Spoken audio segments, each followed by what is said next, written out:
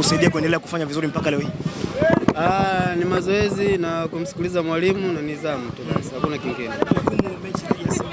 Simba na Yanga ni timu kubwa barani Afrika, kila mtu anazijua kucheza nazo, lazima ugumu upate, sababu wachezaji wengi professional, alafu kwa ni timu ambazo zina kitu ambacho kinataka kuonekana kwa mbele zaidi, sio kwa hapa tu. Kwa hiyo kwanza Simba imetoka kucheza kimataifa, kwa hiyo tumekuja nao kucheza, alafu wana mechi nyingine kimataifa. Kwa hiyo leo ilikuwa kama mechi yao ya kuwa boost, kwa hiyo wamecheza kitimu, wamepata matokeo. Mlichokiandaa kucheza dhidi ya Simba kimefanikiwa kwa asilimia ngapi?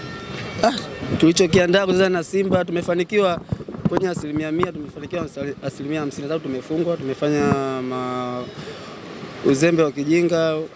Simba ametumia nafasi, tutakaa katika uwanja wa mazoezi tukajirekebisha. Kama timu mchezo dhidi ya Yanga mmepoteza kwa idadi nyingi, lakini leo hii pia mmepoteza mchezo mwingine. Huwa mnaondoka na kitu gani katika uwanja mara baada ya kupoteza mchezo mfululizo namna hii? Mchezo dhidi ya Yanga ulishapita, tulipoteza kwa idadi ya magoli mengi 6. Of course leo tujipanga kwa ajili ya Simba, tumepunguza idadi ya magoli, na sababu ligi ni marathon, tutaendelea kupambana katika mechi zijazo za mbeleni yetu, sababu tuna mchezo dhidi ya KMC tarehe 3. Tutarudi katika uwanja wa mazoezi kujipanga ili tupate matokeo.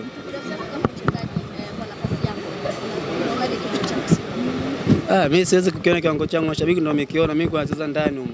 Kwa hiyo kikubwa tu kwa nimefuatisha maelekezo ya mwalimu, nimemaliza dakika alizotaka mwalimu, nimetoka. Kwa hiyo mwalimu ndo kaona kuwa nimeperform katika kiwango gani. Duchu alikupa changamoto kubwa?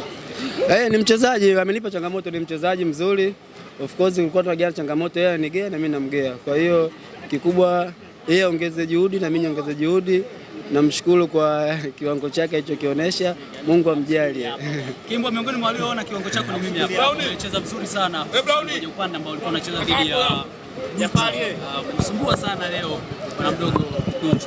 Nini mwalimu alikuambia kuhusiana na aina ya beki ambao unakwenda kukutana naye, lakini plani yenu kuelekea kushambulia kutokea pembeni, kwa sababu wewe upande wako ulikuwa unacheza kwa njia nzuri, Celebwenzi pia alikuwa anacheza, pia alikuwa akipata nafasi anacheza vizuri. Nini mwalimu aliwapa siri kuhusiana na sehemu za mawinga?